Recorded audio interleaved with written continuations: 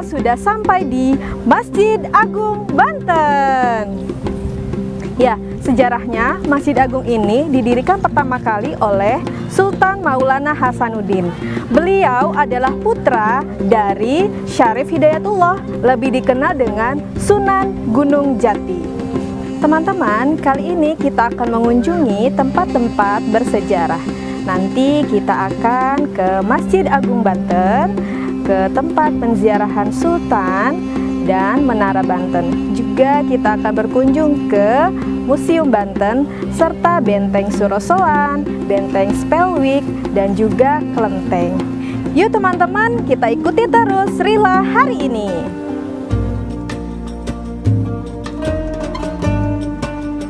Kesultanan Banten adalah sebuah kerajaan Islam yang pernah berdiri di Tatar Pasundan, Provinsi Banten, Indonesia. Berawal sekitar tahun 1526 ketika Kesultanan Cirebon dan Kesultanan Demak memperluas pengaruhnya ke kawasan pesisir barat Pulau Jawa.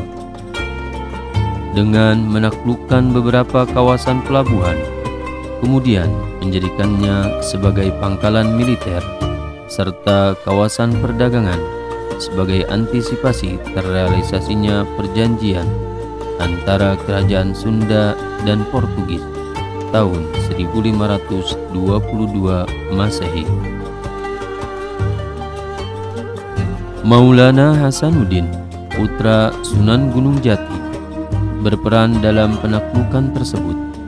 Setelah penaklukan tersebut, Maulana Hasanuddin mengembangkan benteng pertahanan yang dinamakan Surosoan, dibangun tahun 1600 Masehi, menjadi kawasan kota pesisir yang kemudian hari menjadi pusat pemerintahan setelah Banten menjadi kesultanan yang berdiri sendiri. Selama 3 abad, Kesultanan Banten mampu bertahan, bahkan mencapai kejayaan yang luar biasa. Baiklah teman-teman, kita sekarang sudah berada tepat di depan pintu masuk penziarahan.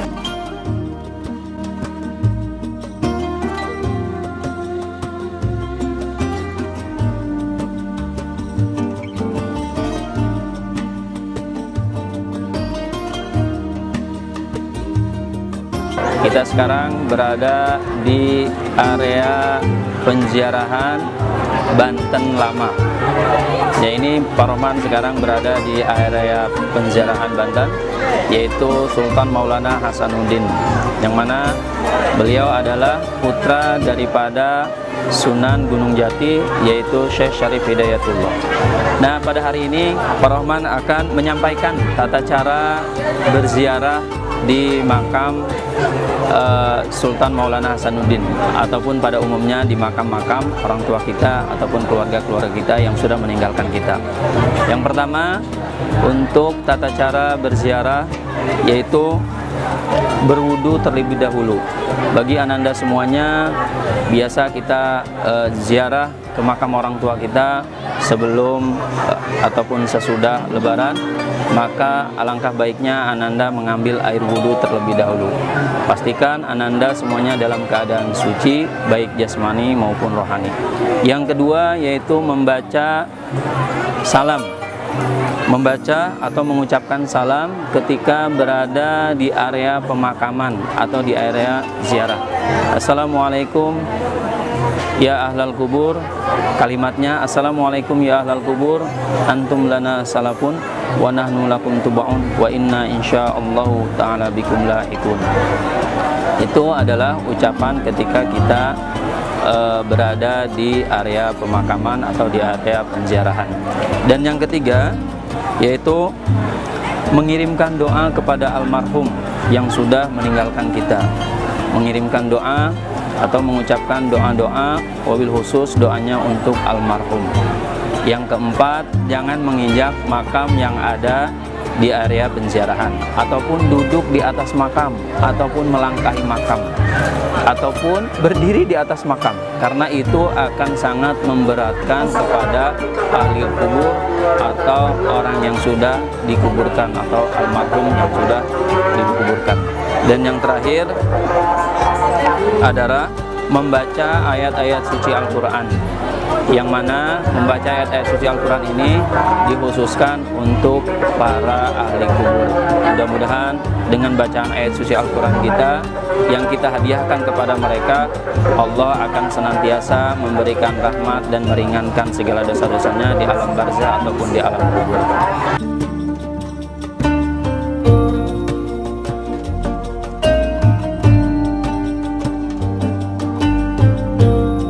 Dan salah satu tujuan ketika kita berziarah ke makam para syuhada ataupun makam para pejuang ataupun keluarga kita yang sudah wafat dan sudah meninggal, yang telah mendahului kita, yaitu diantaranya tadkiratul maut, mengingat tentang kematian.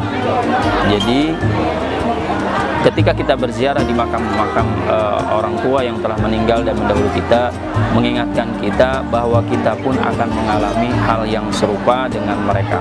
Maka ketika kita berziarah, kita diingatkan untuk mengingat kematian, sehingga senantiasa dalam kehidupan kita selalu berbuat baik, selalu mengiringi kegiatan kita dengan hal-hal yang baik, yang mana itu merupakan nanti amal soleh kita ketika di alam kubur ataupun di hari kiamat nanti, dan itu akan kembali kepada kita amal-amal yang telah kita lakukan di dunia.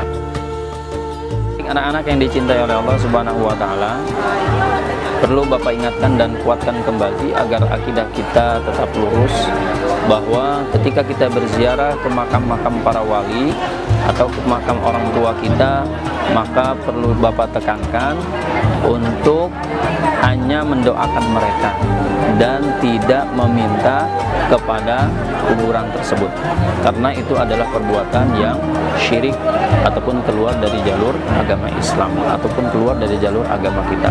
Maka oleh karena itu, sekali lagi Bapak ingatkan, ketika kita berziarah di makam orang tua ataupun makam para wali-wali Allah, para kekasih Allah, maka senantiasa kita hanya mendoakan mereka, bukan meminta kepada mereka yang sudah meninggalkan kita, karena meminta itu hanya kepada Allah Subhanahu wa Ta'ala. Baiklah teman-teman, saat ini kita sudah bersama beberapa pengunjung.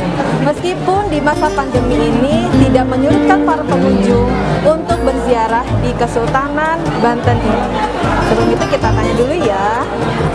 Permisi, Teteh dan Ibu, mohon maaf sebelum mengganggu ya. Ingin bertanya dengan siapa?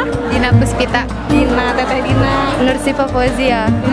Ibu Rukini.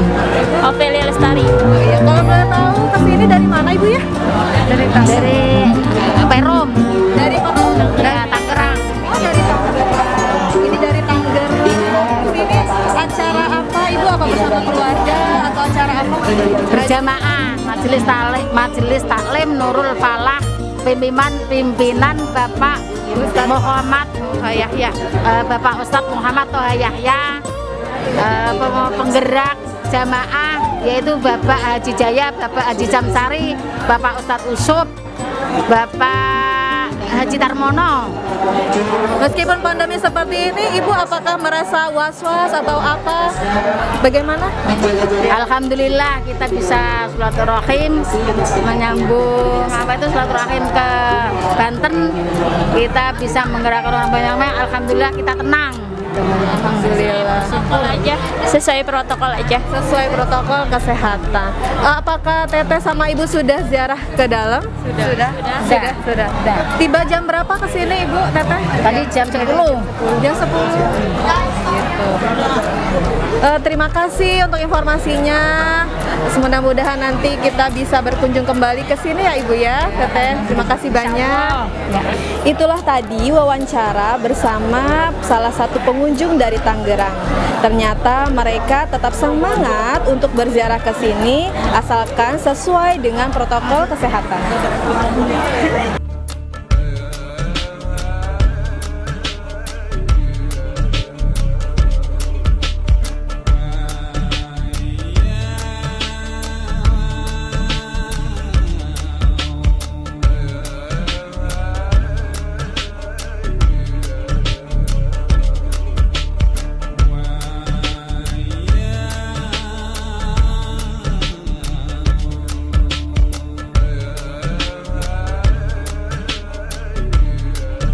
Anak-anak yang dicintai oleh Allah Subhanahu wa taala, alhamdulillah pada pagi hari ini Pak Rohman sedang berada di area penziarahan Banten, yaitu tepatnya di makam Sultan Maulana Hasanuddin Banten. Dan pada hari ini Bapak akan sedikit berbincang-bincang dengan Kasepuhan Banten, yakni Tubagus Uci yang alhamdulillah pada pagi hari ini beliau sudah bersama Pak Rohman di sini. Baik, akan Bapak tanyakan beberapa pertanyaan tentang sejarah adanya Kesultanan Banten dan apa saja sih yang ada di area penziarahan makam Sultan Maulana Hasanuddin. Baik, Assalamualaikum warahmatullahi wabarakatuh, Kang Ustadz. Waalaikumsalam warahmatullahi wabarakatuh. Nah, Kang Ustadz, ini saya Pak Rohman dari SDIT Alija ingin sedikit berbincang-bincang dengan Kang Ustadz terkait tentang sejarah adanya Kesultanan Banten. Mungkin sekilas dari Kang Ustadz tentang sejarah Kesultanan Banten. Assalamualaikum warahmatullahi wabarakatuh. Saya pribadi adalah pengurus dari Kenadiran Kesultanan Maulana Hasanuddin Banten ini. Saya akan sedikit menceritakan tentang sejarah. Mungkin hanya sekilas saja, kalau untuk lebih luasnya mungkin ada di buku-buku sejarah ataupun sekarang ada di searching Google ya. Di sini adalah tempat makom Sultan Maulana Hasanuddin Banten yang bisa kita lihat bersama. Ini adalah makomnya, makam utama, dan beliau adalah putra dari Syekh Syarif Hidayatullah Cirebon. Sultan Hasanuddin tersebut adalah seorang raja pertama di Banten. Beliau juga yang pertama kali mengislamkan daerah Banten, Lampung dan sekitarnya. Itu berawal dari tahun 1552 berdirinya Kesultanan Banten sampai dengan kesininya. Saya ada mungkin di jarang ya. Di sini adalah makam-makam para wali-wali Allah, juga para sultan-sultan dari pertama dan sampai terakhir. Baik, itulah tadi sejarah singkat dari Kesultanan Banten. Untuk selanjutnya Kang Haji, ini kalau di tempat ziarah Kesultanan Hasanuddin ini ada peninggalan sejarah apa saja dari zaman Sultan Hasanuddin sampai sekarang yang masih ada dan bisa kita lihat sekarang? Untuk peninggalan tersebut mungkin kita masih bisa melihat sisa-sisa sejarahnya ya, karena satu-satunya kesultanan yang tidak punya keraton adalah Banten. Tapi di sana bisa dilihat ada keraton Surosoan, bahwa menandakan di situ pernah berdiri salah satu istana kerajaan yang sangat luar biasa. Gitu. Selanjutnya bisa dilihat ada menara Masjid Agung Banten, juga benda-benda peninggalan yang bisa dilihat di Museum Situs Kepurbakalaan, juga yang lain-lainnya ada kanal-kanal yang dulu sejarahnya itu mungkin dari laut ke sini bisa melalui kanal-kanal kecil, dan alhamdulillah ke depan nanti akan direkonstruksi kembali dengan bantuan dari APBD provinsi. Itu akan dikembalikan kejayaan Islam, insya Allah. Mungkin ke tahun-tahun mendatang kita bisa melihat perkembangan Banten yang lebih signifikan lagi. Pak Haji, ini kan yang ziarah itu sangat ramai sekali di setiap akhir pekan. Kira-kira dalam 1 tahun ini berapa pengunjung yang sudah berkunjung atau berziarah ke makam Sultan Hasanuddin Banten? Untuk pengunjung memang dari tahun ke tahun ada salah satu peningkatan yang signifikan, apalagi sekarang setelah direkonstruksi, sekarang adanya payung-payung seperti Madinah tersebut, itu semakin banyak wisatawan yang datang ke sini, terutama para peziarah, dan juga hanya wisata saja ada seperti itu. Untuk lebih pastinya para pengunjung dalam 1 tahun itu kami tidak bisa memastikan, cuma angkanya mungkin di atas 1 juta lebih, mungkin bisa lebih, karena di sini ini alhamdulillah pengunjungnya tidak pernah sepi. Apalagi sekarang menjelang bulan suci Ramadan itu semakin banyak para pengunjung baik siang maupun malam. Alhamdulillah sekarang meningkatnya lebih signifikan lagi. Baik anak-anak yang dicintai oleh Allah Subhanahu wa taala, itulah tadi wawancara dengan Kang Ustadz Uci.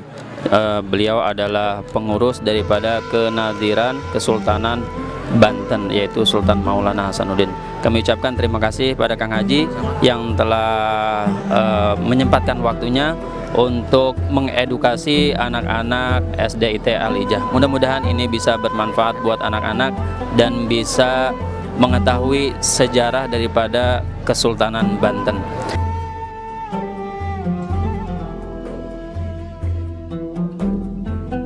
Di komplek masjid ini juga ada makam Sultan Maulana Hasanuddin, Sultan Maulana Muhammad Nasaruddin, Pangeran Ratu atau istri Maulana Hasanuddin, Sultan Abdul Fadl, dan Sultan Abu Nasir Abdul Qohar atau yang dikenal sebagai Sultan Haji, dan Sultan Abul Mufakhir Muhammad Aliyuddin dan Sultan Ageng Tirtayasa. Ada 3 komplek besar pemakaman sultan, yaitu pemakaman Maulana Hasanuddin di pusat kesultanan, Sultan Maulana Yusuf di Kesunyatan, dan Sultan Abdul Mufakhir Mahmud Abdul Qadir di Kenar. Maulana Yusuf dimakamkan jauh dari Surosowan, pusat kesultanan, tapi malah di Kesunyatan, karena di situ dimakamkan juga guru agamanya.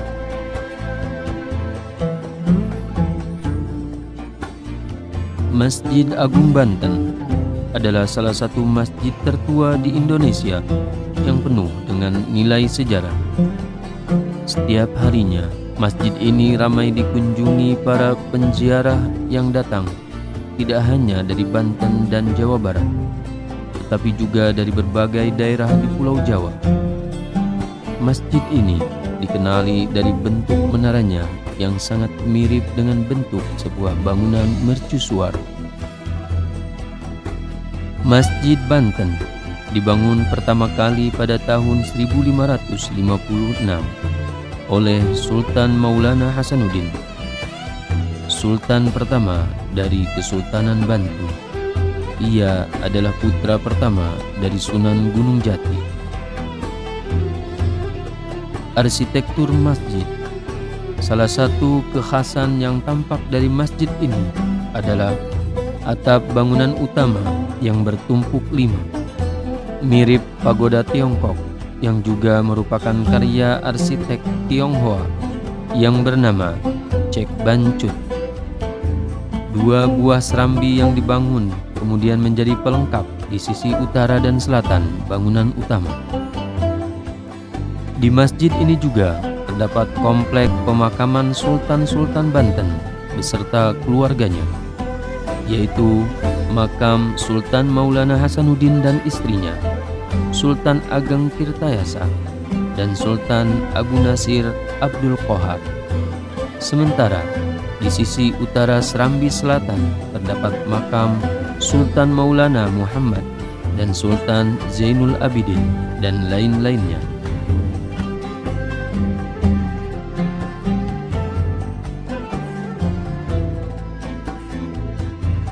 Baiklah teman-teman, saat ini kita sudah berada tepat di depan Menara Banten. Pada zaman dahulu, Menara Banten ini biasa digunakan untuk mengumandangkan azan.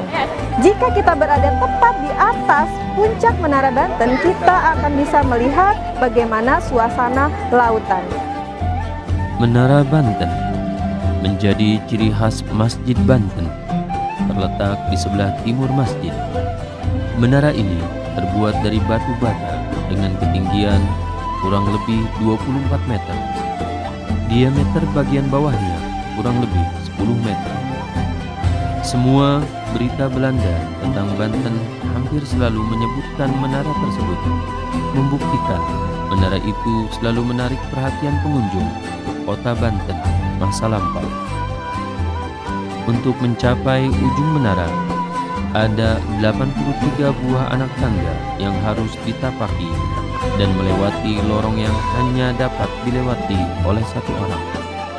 Pemandangan di sekitar masjid dan perairan lepas pantai dapat terlihat di atas menara. Karena jarak antara menara dengan laut yang hanya sekitar 1,5 km. Dahulu, selain digunakan sebagai tempat mengumandangkan adzan, menara yang juga dibuat oleh Hendrik Lucas Cardil ini digunakan sebagai tempat menyimpan senjata.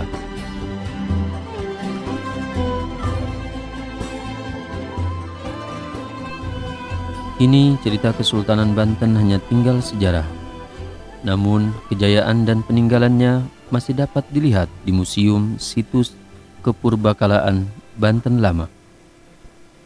Terletak di kawasan Banten Lama, tepatnya di Desa Banten, Museum Situs Kepurbakalaan berjarak 12 km arah utara dari pusat kota Serang. Salah satu sudut ruangan Museum Situs Kepurbakalaan Banten Lama yang menerangkan mengenai kesenian debus khas Banten. Patung-patung yang menjadi koleksi Museum Situs Kepurbakalaan Banten Lama bisa pengunjung lihat di salah satu sudut ruangan. Museum Situs Kepurbakalaan Banten Lama terletak di kawasan Banten Lama, tepatnya di Desa Banten, Kecamatan Kasmen.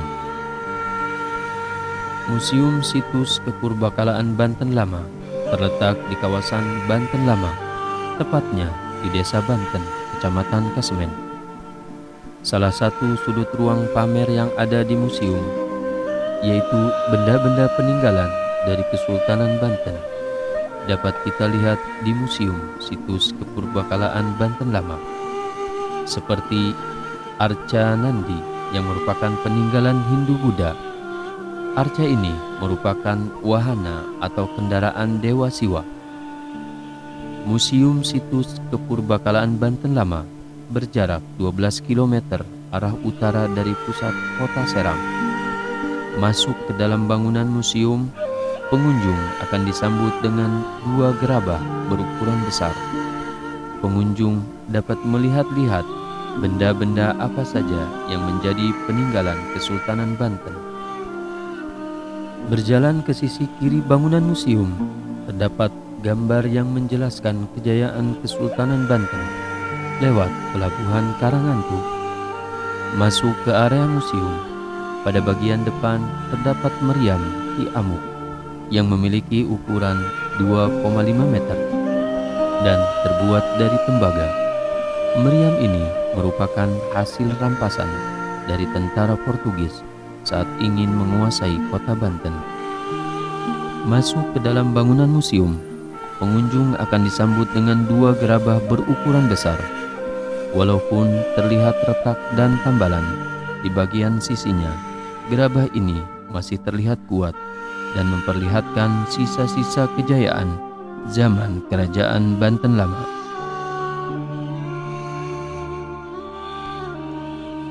Salah satu gambar yang menarik adalah gambar yang menceritakan 2 utusan Banten yang dikirim ke Inggris pada tahun 1682, yakni Kiai Ngabehi Naya Wirapraya dan Kiai Ngabehi Jaya Sedana. Mereka berdua diutus Sultan untuk membeli peralatan perang. Saat bertemu dengan Raja Inggris Charles II, utusan dari Banten ini menerima gelar sebagai Sir Abdul dan Sir Ahmad.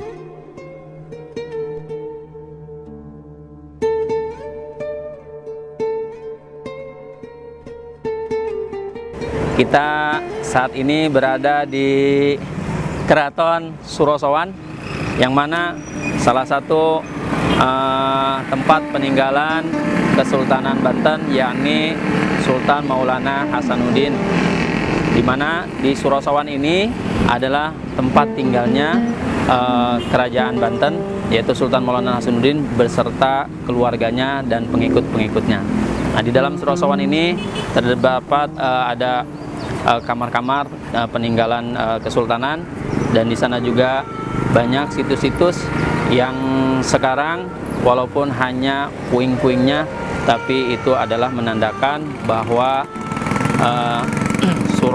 Keraton Surosowan ini adalah tempat yang paling bersejarah yang ada di daerah Banten.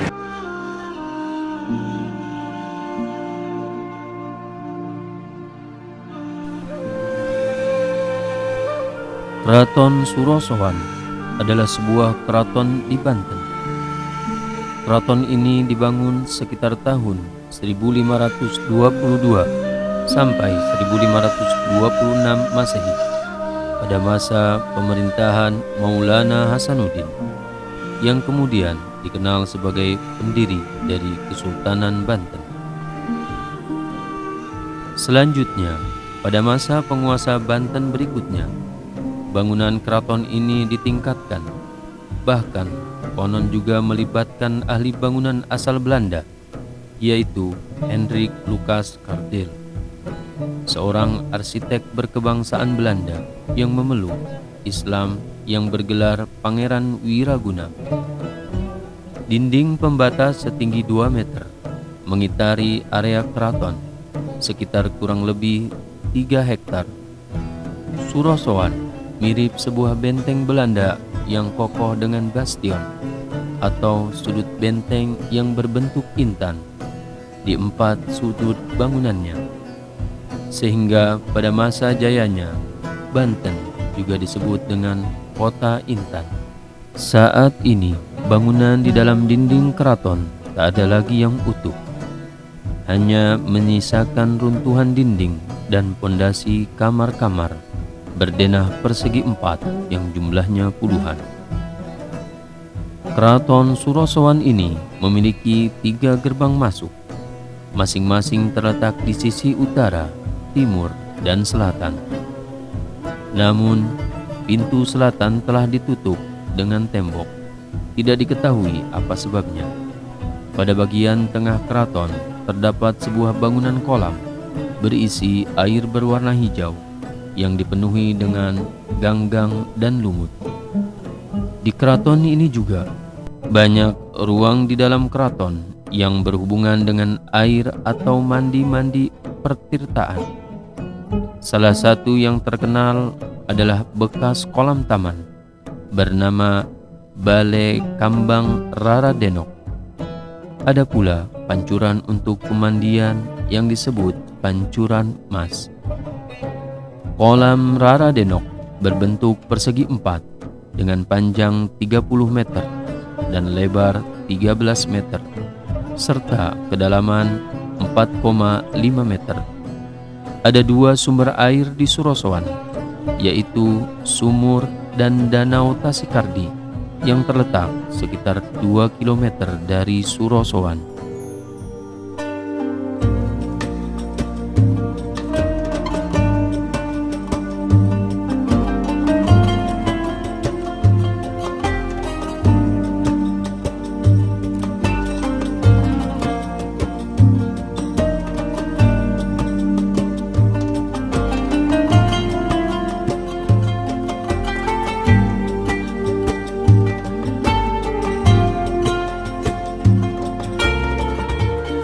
Benteng Spelwich terletak di Kampung Pamarican, sekitar 600 meter ke arah barat laut Keraton Surosowan. Situs Banten Lama. Benteng ini berdenah persegi panjang, tidak simetris, dan setiap sudutnya terdapat bastion.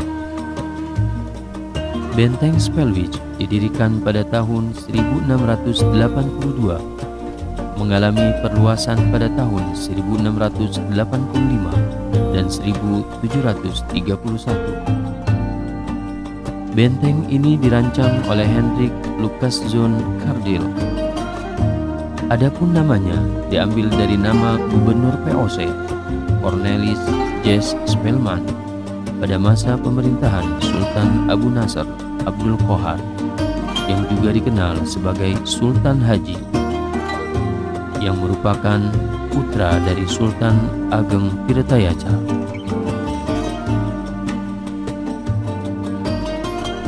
Keadaan bangunan saat ini tidak utuh lagi, tapi beberapa sudut benteng ini meninggalkan bentuk bangunan yang masih bisa dinikmati dan diketahui fungsinya. Benteng ini juga diduga mempunyai dua fungsi, yakni sebagai pertahanan dan pemukiman. Benteng tersebut juga menjadi tempat mengontrol segala kegiatan yang berkaitan dengan Kesultanan Banten dan juga sebagai tempat berlindung atau bermukim bagi orang Belanda. Benteng Spelwich dilengkapi dengan 4 bastion, jendela meriam, ruang jaga, basement untuk gudang atau logistik, dan tambatan perahu. Benteng ini dilengkapi parit berkeliling yang berfungsi sebagai pertahanan luar benteng dengan ketebalan antara 1,5 sampai 2 meter. Di benteng ini terdapat bastion dan sebuah menara pengintai. Di bawah bastion terdapat ruangan tempat misiu disimpan. Pembagian ruangan utama di dalam benteng adalah kamar penyimpanan senjata, ruang komandan, kantor administrasi, dan gereja yang semuanya tinggal reruntuhan dan fondasinya saja. Di areal benteng, tepatnya di sisi luar sebelah selatan, terdapat pemakaman orang asing yang disebut kerkhof. Bentuk bangunan makam terlihat tidak seragam. Salah satu bangunan makam yang paling besar adalah makam Komandan Hugo Dieter Paulus tahun 1718 sampai 1763 adalah sang panglima perang.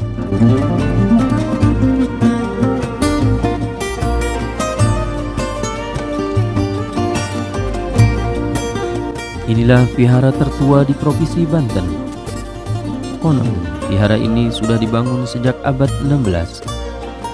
Pembangunan vihara ini juga tidak bisa dilepaskan dari Sunan Gunung Jati, salah satu dari 9 wali penyebar agama Islam di Indonesia. Sejarah pembangunan vihara yang terletak di Kecamatan Kasmen, wilayah Banten Lama, berkaitan dengan Syekh Syarif Hidayatullah atau yang dikenal dengan nama Sunan Gunung Jati. Tokoh penyebar Islam di tanah Jawa ini memiliki istri yang masih keturunan Kaisar Tiongkok bernama Putri Ong Tin. Melihat banyak pengikut Putri yang masih memegang teguh keyakinannya, Sunan Gunung Jati membangun vihara pada tahun 1542 di wilayah Banten, tepatnya di desa Dermayon, dekat dengan Masjid Agung Banten. Namun, pada tahun 1774, vihara dipindahkan ke kawasan Pamarican hingga sekarang.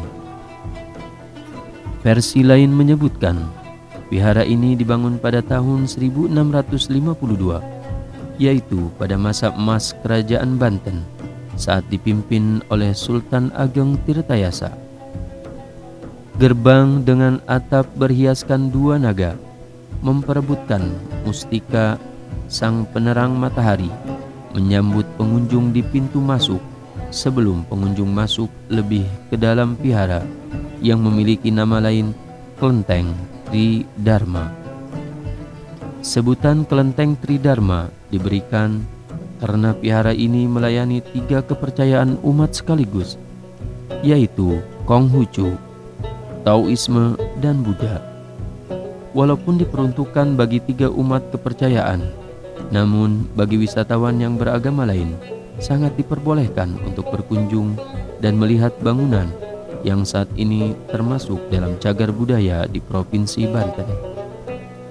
Vihara Avalokitesvara memiliki luas mencapai 10 hektar dengan altar Dewi Kuan Yin sebagai altar utamanya. Di altar ini terdapat patung Dewi Kuan Yin yang berusia hampir sama dengan bangunan vihara tersebut. Selain itu, di sisi samping kanan dan kiri terdapat patung dewa-dewa yang berjumlah 16 dan tiang batu yang berukir naga.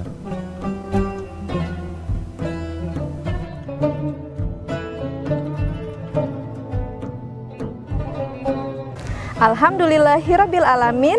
Teman-teman, perjalanan wisata religi kita hari ini sudah selesai dalam kegiatan BPI. Mudah-mudahan apa yang sudah kalian lihat dapat menambah ilmu, menambah wawasan, dan semakin meningkatkan ketakwaan kita kepada Allah Subhanahu wa Ta'ala.